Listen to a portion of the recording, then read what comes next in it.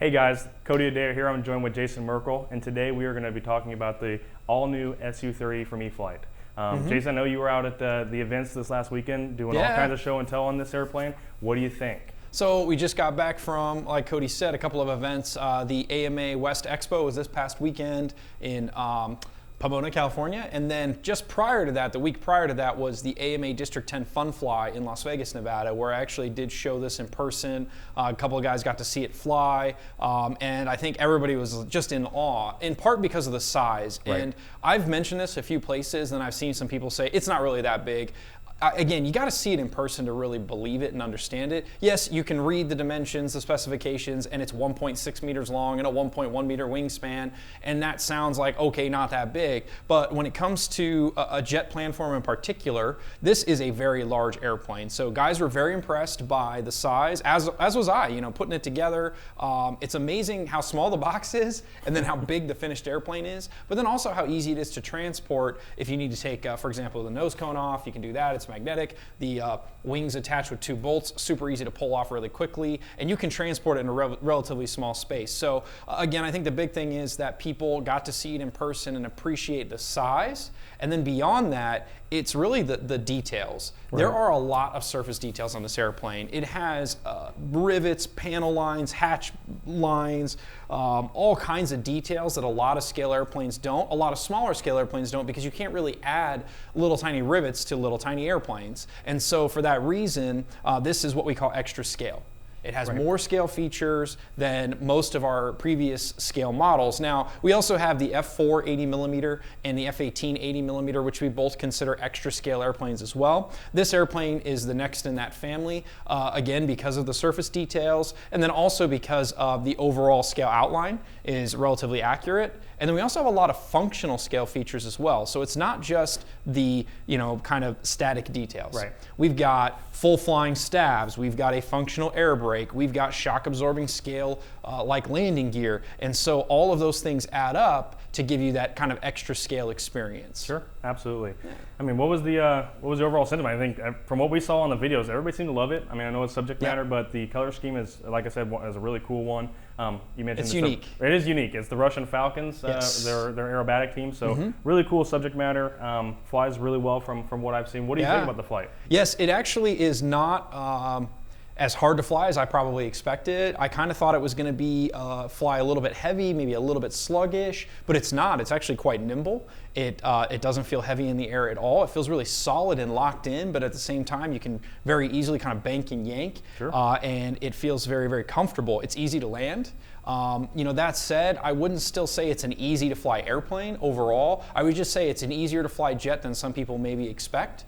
I would put it probably on par, if it's somewhere in the ballpark of like the F18 or the F4. It's somewhere in that ballpark. So again, not as easy to fly as say the Viper jet or our 64mm airplanes. However, it isn't super difficult to fly. As long as you have a couple of jets under your belt, no problem. You'll be able to fly this just fine. So I'll just preface it with, this is not a beginner's airplane.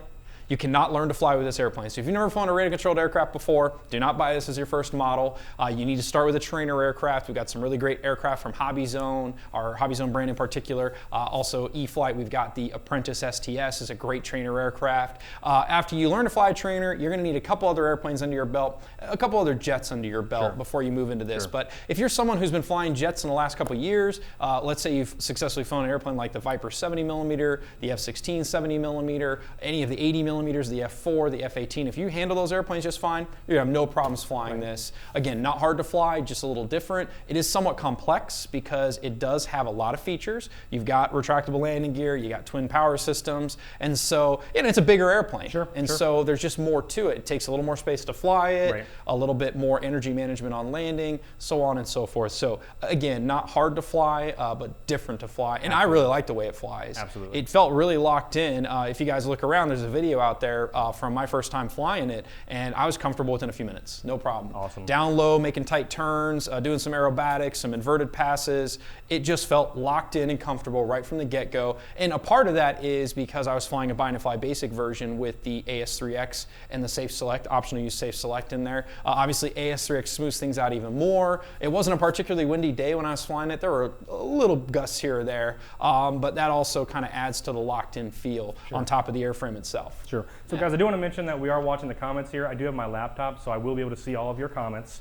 If there's anything specific that you want to know, I do have access to see that here at my computer. So feel free to go ahead and throw us all the information you have, and I'll do my best to go ahead and answer them. But specifically back to this, Jason, ordnance on this, removable, typical thing that we have on this? Okay. So like a lot of our aircraft now, especially the extra scale models, we include the ordnance. So it's not an optional purchase. You have it in the box. The use of it is optional. Right. And what's nice is you can easily pop it on or pop it off. You've got some slots that these hard points key into and mount into. You can slide it on, slide it off. You can fly with some, you can fly with none. It's kind of up to you. Obviously, a lot of guys really like the way it looks on there. But that said, there is a performance impact when you use them. When you have all of it installed, the airplane is noticeably slower. When you have just a couple things installed, it's not as noticeable. So my recommendation is if you want the most speed, the best vertical performance possible, fly with little to none of it. If you really like the looks of it all loaded up, no problem. Fly it around that way. It does fly through it. It will fly through it. It just is, again, noticeably slower with all of the ordnance installed. Right. Yeah. So full flying stab, super cool. Yeah. Yeah. That's one of those kind of scale features where, you know, sometimes in the past, smaller aircraft, you have to cheat a little bit where you can't have a full flying stab because you maybe have a standard horizontal tail. You need the strength to support that plus a regular elevator. So you guys can see, again, full flying stabs. That's kind of a nice feature. And again, we've got the functional air brake, which is really cool. It just looks cool. It does have an impact on performance. You do notice it when you're in slow flight in particular. And so, you know, I would say that it's not the same function as a flap, but it will help kind of slow things down on landing. The full-scale aircraft uses flapper-ons. It also has some leading edge extensions and whatnot. On this model, the bind-and-fly basic version with the 6-channel receiver, we didn't have enough channels to mix flapper-ons. So if you have a higher channel count receiver, you can install that in the bind-and-fly later on, or you can buy the plug-and-play version. If you plug the ailerons into separate channels, you can have flapper-ons. You can also potentially have mixing for the tailerons if you wanted to do that. There's a lot of potential if you plug everything in separately. But that said, out of the box, the bind-and-fly basic version, it's you know, easy to function, easy to maintain. You don't need flaps to land it slow. You can come in on a nice, slow, high alpha approach without the flaps. It doesn't need taileron control. It rolls just fine without it. And I really don't see any reason to have all of those features other than it's it kind of makes it a little bit more complex, a little bit more interesting for some guys to fly. But I absolutely don't think it's necessary for most people. Yeah, lots of skill stuff on this jet, guys. Yeah. So, a gentleman on here wants to know one of the most typical questions: will this jet work or operate on grass? So grass is very dependent on your actual grass surface and then also the conditions of the day, the performance of your battery. It does have relatively large main wheels. It's hard for you guys probably to see that. The main wheels are relatively large. The nose wheel is not as large, and you will notice that, like the full scale, there's basically a guard here to keep FOD from entering the engines. And so if you're going to fly from grass, you're going to want to remove this in particular. It's really easy to do. It's only a couple of screws. You can do that. That said, again, it's going to depend on your actual surface. So if you're able to fly something like our 70mm Viper off of your grass surface, I think you'll be fine flying this. It's probably a little bit better off of grass than, say, the F-18 in particular that we recently released. A lot of scale airplanes, though, in order to have scale-like sized wheels and tires, we can't make them oversized and a lot bigger depending on the size of the model. We're really trying to go for a combination of a really good overall scale look, and we're not trying to cheat the landing gear or different details in the airframe too much if we can, because I think a lot of people really appreciate that. They respect having that high scale fidelity whenever they can get it. And so again, for that reason, we're not necessarily tuning the airplane or modifying or tweaking the airplane and enlarging things like the wheels, so you can operate it off of all grass surfaces. It's going to work on some grass surfaces, just not all of them. Right. And I think that just to touch on that, like what Jason mentioned, it's really, our goal is we like to be it as versatile most versatile as possible. Right? Yeah. That's what we like to have. But scale is a big thing for us. We like to have the scale jets. We don't want to have a big bulky landing gear. You wouldn't want a landing gear, say, from the turbo timber on this airplane. It wouldn't look very good. So no. That's the idea behind it, guys. So as he mentioned, it will handle grass if you can fly some of our other jets on it, but it's not keen or dedicated to a grass paved runway. So. Yep. It is better on pavement for most people, but it is a pretty large airplane. It does have really good power, and so as long as the wheels roll in your grass, it'll probably be good to go. But again, it's going to be somewhat dependent on that surface in particular. And so one thing we didn't talk a lot about yet was the landing gear in particular, which does have shock absorption. The nose gear, you can see it's basically a trailing link setup. It does have shock absorption. Again, it's kind of got that simulated FOD cover there, that kind of debris protector there. The main gear are also shock absorbing, if you guys can see the shock absorbing action there. And those main wheels, again, are larger. And then, Cody, if you don't mind holding it up, maybe at the bottom of the camera, I'll show everybody the retracts in action, which is really cool because this is one of those extra scale features. It's got sequenced gear doors, and that adds a really cool touch to things. You can see the gear going in there.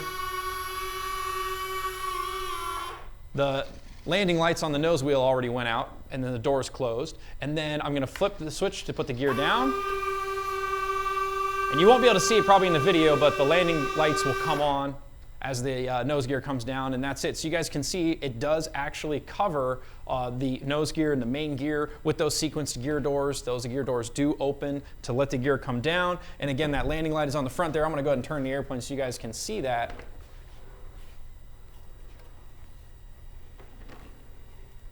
There's those lights. Cool. It's pretty cool. I think. Yeah, go ahead. I think one of the biggest things that one of the questions I see a lot, guys, is price comparison to what you actually receive. This plane is big, guys. It's massive. Yeah. It's our largest EDF that we have ever done. So I mean, I understand that the price point might be, some people might expect it to be high, but for what you get, the size that you get, this airplane is massive. It flies like an actual real turbine, guys. It flies heavy. It's a very cool jet. Yeah, I think if you compare it to for example, the 70mm F-16. That's a scale aircraft with a similar power system. This does, by the way, guys, have the same 70mm power systems as the Viper 70mm and the F-16 70mm. So the same fan, 70mm 12-blade fan, the same 1850 kV motor, in-runner motor. It does have different ESCs. This has higher capacity 80 amp ESCs versus both of those aircraft have 70 amp ESCs. So right there, that adds some cost. You've got two of those. And then the airframe overall is larger, and so the tooling costs on this aircraft are a lot higher than tooling an F-16 or a Viper. That in and of itself is one thing. The retracts themselves, the retractable gear, is a lot more detailed. So we've got CNC struts, we've got a CNC steering arm, we've got heavy-duty retracts all the way around. We've got rotating retracts on the mains. We've got sequenced gear doors. We have more servos. So that's all adds up to the cost. I think that's where a lot of people maybe get hung up. They're like, well, it's just not that much bigger than a such and such, so it shouldn't be that much more. But guys, when you make large foam aircraft, there are significant investments in the tooling in particular. The tooling for a larger airplane is not just a little bit more than a smaller airplane. It's many times more. And so that's why you don't see a ton of large-scale foam aircraft out there, because the investment up front is very substantial. It takes a long time to kind of pull that out, pay that off in the long term. So, yeah. Absolutely. So they want to see under the canopy. Can we take a look and see what? Let's see. Hopefully you guys can see this on camera. And so the battery compartment is in the nose there, and it is a relatively large space up there. So keep in mind, guys, that this will fly with a 7,000 milliamp hour pack with plenty of room to go. Yeah. So what I've got in there now is a 5,000 milliamp battery, 6S 5000, and there is tons of room in there. You can actually fit no problem our 7,000. So you guys can kind of see in there. There's a lot of space in this airplane. Yeah, and so I think a lot of guys are going to use a 5000, and it does work with a 6S 5000. Of course, if anyone's familiar flying the Viper or the F-16, a lot of guys use 3200s on the low end of those, up to a 4000. Some guys even squeeze 5000s into those airplanes to get really long flight time. Of course, they end up nose heavy. There's some negatives associated with that. This airplane on a 6S 5000, it's kind of like having a 2500 milliamp hour battery per motor. And so it definitely works. And with throttle management, you can still get a solid 4-minute flight potentially. Everybody flies a little different. Your flying style might be a lot of throttle. Your flying style might be take off at full throttle and fly the rest of the flight at half throttle, you're going to get longer flight time. Someone who flies around full throttle the whole time may not get much more than 2.5 minutes on a 5000. So you will have to pick the battery for this model kind of based on what your preference is for performance and flight time. 6S 5000 30C battery is the minimum. And so both the power systems in there add up to roughly 120, 130 amps at full throttle. So a 30C, properly rated 30C 5000 that can put out 150 amps continuous will work. Of course, higher C rated batteries will be better. Right. So if you have a 5000, for example, 50C, which I've got installed in here now, or a 100C. Now those batteries cost more than a 30C battery, of course. So it depends. You may already have some higher C rated 5000 milliamp batteries. That's certainly a good option. And then also, of course, you can just go up in capacity. So like we've been talking about, our Spectrum 6S 7000 milliamp 30C battery, perfect fit. It fits in there, and not even a perfect fit. There's plenty of room around it. You could probably squeeze in two 6S 3200s. We were talking about that earlier. Some guys may have those from some of their jets. You might be able to squeeze two 6S 4000s in there, or if you have a single 8000 milliamp battery, you might be able to do that. One thing to keep in mind is the battery compartment is considerably farther ahead of the CG than on many models. So heavier batteries out front will result in potential nose heavy. And then you can add some weight to the tail to counteract that. Of course, I know some guys are very anti-adding weight to airplanes. Right. They're like, oh my goodness, I can't possibly add 2 ounces of lead to the airplane. It's gonna fly awful. You know, when an airplane weighs 9 pounds, 2 ounces of tail weight to get the CG to what you like, so when you roll inverted, doesn't take much down elevator, it's not a big problem. Right. Honestly, the vast majority of us probably aren't going to be able to tell the difference between 2 ounces of weight on a plane, but we are going to be able to tell the difference in the CG. Right. That said, CG is personal preference to some degree. There is such a thing as too tail heavy. There's so tail heavy the plane won't fly. There's also so nose heavy the airplane is not enjoyable to fly. Right. That's what happens when you take one of our 70mm F-16s or Vipers and you stick a 6S 5000 in the nose of those. They'll fly, but on approach in particular, they are very, very nose heavy, and they're not a lot of fun to land with a big heavy battery in the nose like that. So my recommendation is 6S 5000 30C on the low end.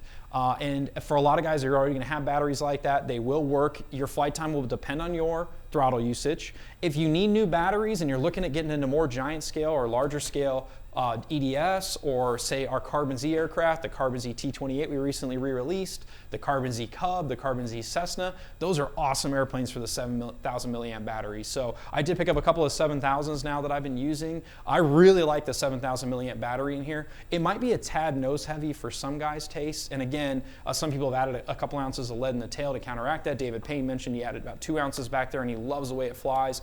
I didn't mind it being a tad nose heavy at all. It felt fine to me. Some guys are going to really like the way that feels. So again, it comes down to personal preference. And one thing I want to point out is not all batteries are created equal. So a 6S 5000 30C from one factory and manufacturer may weigh a lot less than one from another manufacturer. So one thing you might want to do is, if you already have batteries and you're wondering how it's going to work for CG and whatnot, I would look at the batteries that we recommend for this airplane and compare the size and the weights of those to what you've got. If you have a battery that's 100 grams more or 200 grams more, you know, that's it gets up there, you know, 48 ounces heavier up in the nose, you're probably going to have to potentially, well, not probably, but potentially going to have to add some tail weight, maybe. And you know, some guys are trying to say, why didn't you put the batteries further back? Well, there's nowhere to put them.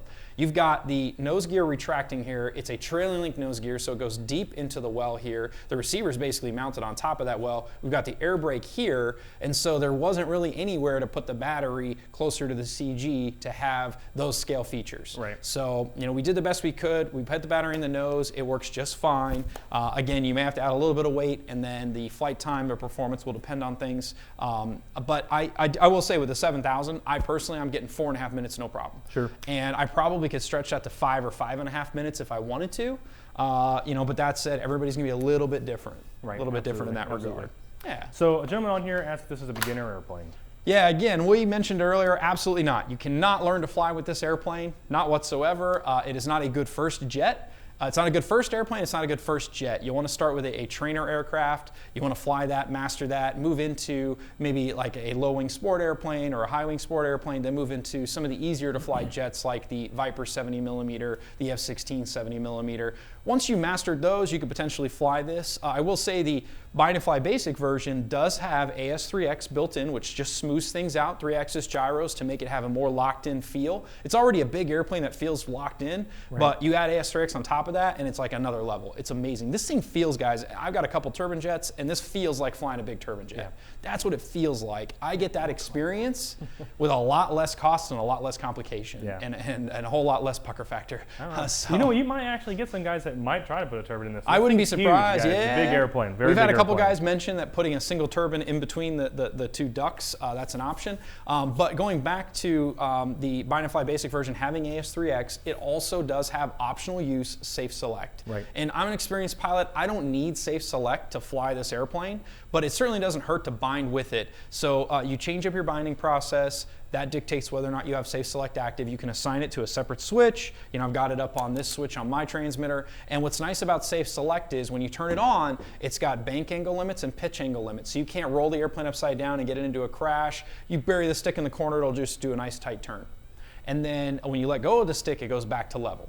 And the nice thing about that is, let's say you're landing in a really high crosswind, or let's say you're nervous about your first flight because you haven't flown a lot of airplanes, or let's say you want to let a less experienced pilot try it in the air just to get a feel for it. You can flip Safe Select on and go. There's some other tangible benefits of it. So for example, get bugs in your face, you can turn on Safe Select until you can get them swatted out of your face and kind of maybe hold the stick in the corner so it does some nice circuits. Let's say you fly through the sun and lose orientation, or you're really far out and you lose orientation. Flip on Safe Select and the airplane's going to get back to upright. So there are some benefits to having Safe Select, even if you're an experienced pilot. We certainly don't recommend using Safe Select in this airplane to learn how to fly it. It's not the intent, or we don't recommend using Safe Select to bridge the gap between a lack of skill and a lack of experience flying, you know, maybe one or two airplanes and then jumping right into this. That's not what it's for. It's there for, you know, in times it can help, and then there's times where it can maybe a guy who's just a little nervous about flying something like this, it'll benefit him in particular. We live in the middle, or the Middle East here. Middle East, just kidding, the Midwest. And we fly next to a cornfield. And a lot of times during the summer months, we actually get attacked by bugs quite often. So mosquito attacks. Gnats and all kinds of things in your face. It's not a fun experience. Some guys that might know this, where I'm from in Las Vegas, there really isn't much of that. Every once in a while, but you know, there are, again, tangible benefits out there for it. So the Bind and Fly Basic version, guys, is available, and it's $549.99. So about $550 US. And then the plug and play version, which is everything the same. So both versions have both power systems installed. They've got 10 metal geared servos. You've got a separate BEC. You guys can see we've got navigation lights, landing lights, the retractable landing gear, the functional air brake. All of that with the receiver. Again, Bind and Fly Basic version, $549. The plug and play version is all that less the receiver, $30 less, so that is $519.99, so about $520 US. Both are available now for pre-order. Both are on the way to us now, and they'll be arriving around the same time. So in the US, they'll arrive around the beginning of December, first week, probably, hopefully. In Europe, both versions are also available, and those will be shipping probably around middle of December there. So maybe a week or two behind here. But again, both versions will be available in both markets. Also in the US right now, we are running a special offer on this for pre-orders in particular. If you don't have a battery and you're looking to try one of these really great Spectrum Smart LiPo batteries, normally the 6S 5030C battery you guys see here is $109.99, so $110. But in the combo version, you can buy the Bind and Fly Basic airplane, which is $549.99, and then for $50 more, you get the battery. So $599.99, it's about $600 US. You get the Bind and Fly Basic version of the SU-30, and you get the 6S 5030C battery. That's a great deal. And maybe this isn't going to end up being your ideal choice of battery for this model, but you're going to use 6S 5000 in all kinds of airplanes. And guys, I got to say, these Spectrum Smart LiPos are great. Some guys are still leery of the C ratings. These are much more honestly rated batteries than everything else that's, or not everything, but most everything that's out there. You know, the C rating game is something that a lot of LiPo manufacturers and brands have played for many years. And so sometimes when people say it's a 30C, it's not even a 10 or a 20C. and so on and so forth. So this 30C battery performs better than a lot of brands' 50, 60, 75C batteries. My also favorite part of these is that they're compact. These are smaller and lighter than a lot of similar capacity, similar C-rated batteries. That's a really nice touch because they can fit in places, CG and airplanes, where other batteries maybe don't work and fit so well. And then my favorite feature of all is the automatic self-discharging to storage voltage. I love it because I knew it was coming. you charge all your batteries up, you go flying, and you only fly half of them, you go home, you're tired, you just want to relax. And in the years past, I'd have to go, oh gosh, I got to set up all my chargers and discharge all my batteries to storage voltage. Well, with these, you can set the self-discharge to storage anywhere from 1 hour up to 240 hours. I've got it set at 48 hours personally, so I charge all my batteries Friday night. I go flying Saturday. If I don't use all my batteries, I go flying Sunday. Then by Sunday night, when I'm ready to rest, all my batteries that I haven't used self-discharge to 50%. And that's awesome because I don't think a lot of guys still realize this. Leaving your LiPo batteries fully charged is the absolute worst thing you can do. It does hurt them. Sometimes they swell, sometimes they simply just don't perform as well down the road. The internal resistance increases. The chemistries that we use nowadays are not as tolerant of being left fully charged, especially in a hot spot. You leave a fully charged battery in a hot car, you're actually gonna have a fire first and foremost, but on top of that, it's just bad for the battery, and the longevity is just not there if you leave them fully charged. So that's a great feature. For those that don't know, these are equipped with the IC connectors, which are fully compatible with EC connectors. There's an extra pin in there for the smart functions that slides right into the EC connector. So for example, this airplane has an EC5 in it, and we already have the IC5 plugged in right now. You can use them with a regular charger. You don't have to have a smart charger, and vice versa. You can use regular batteries with a smart charger. Right. So my recommendation is you may not need to buy a new charger right now. No problem. Start buying some smart LiPos and work your way up. Maybe down the road you'll get a smart charger. The smart charger is great because you plug in the smart battery, hit start. That's it. You're done. It knows how many cells. It knows what current to charge it at. You can also look at data such as the internal resistance and the, how many cycles you have on the battery. That's cool. It'll keep track of how hot the battery has gotten. Some really cool data that you can potentially use down the road. Right. So yeah, great batteries, guys. I recommend getting that battery combo for anybody that doesn't have a battery already or is looking to try one of these batteries. It's a great deal. That combo, by the way, is only available for a limited time. You cannot get that. We're gonna probably keep it alive for a week or two after we start shipping the airplanes, but after that we're gonna turn it off and you won't be able to get it anymore. So if you wanna take advantage of the Bind and Fly Basic version with the battery combo, make sure you pre-order it now. You can pre-order it now at your favorite local hobby shop. You can pre-order it at horizonhobby.com. And again, you can do that now and then get it when it ships in December. Right. All right, guys. Well, I'm not seeing very many other questions here, Jason. So. Oh, one thing I want to point out, because I think some guys asked about this at the event, is how easy is it to put together? It's a very large airplane, so you assume there's got to be a lot of work involved, but it's really not. The vertical stabs go on with 2 screws each. The horizontals go on with a couple of screws, and then the wings go on with a couple of screws, and that's it, guys. Assembly is less than an hour. Less than an hour, without a doubt. Honestly, it probably takes more time to take it out of the foam that it comes in the box than to put it together. Yeah. It's amazing how they pack these things in the box, by the way. This thing comes in a pretty small box and you're pulling these parts out and it's really cleverly packed and you get it all out and you're like, wow, this thing is huge. You put it together. And then if you need to take the wings off, there's 2 bolts on the bottom. They're hex head screws, as with a lot of our airplanes now. We've got 2mm socket head screws, and so you can use those. They're 3mm screws that require a 2mm socket or hex wrench, and you just take those 2 out. The wing slides off. There's 1 servo connection for the aileron servo, which also then powers the lights, and it's very, very quick and simple to do. You could even take the vertical stabs off if you wanted to. I don't know that a lot of guys are going to need to do that because once the wing panels are off, and if you take the magnetic nose cone off, it's actually pretty darn easy to transport, even in the trunk of a lot of cars. Yep. No problem. Yeah. So again, 6 channels. We talked a little bit about that. Full flying stabs. We do have twin rudders, a steerable nose wheel. We do have the air brake, and then retractable landing gear, which I can't show you right now, but we do have that, and ailerons, of course. So it's full function jet. It's not maybe as complex as some jets because it doesn't have flaps and all kinds of other things, but it's, again, not super hard to fly. It's really, really cool in the air. It sounds awesome because it's a twin in part, and then also I think just the shape of the inlet ducting and whatnot gives it a really cool sound. The presence is amazing. Everybody that saw it fly was just like, that is really cool. The sound is what's really good. The sound really gets people. Really the size gets people. The way it looks in the air gets people. I think that although it's a somewhat rarely modeled subject matter, it's a cool looking jet. I think most people that are into airplanes or into jets in particular when it comes to fighter aircraft appreciate the lines of a lot of models like this one. It's just got a cool, kind of a mean, but also like clean and aerodynamic look to it. The aggressor scheme. This one kind of, this is similar to the aggressor scheme that we use in the US. This is again the Russian Knights air show team scheme.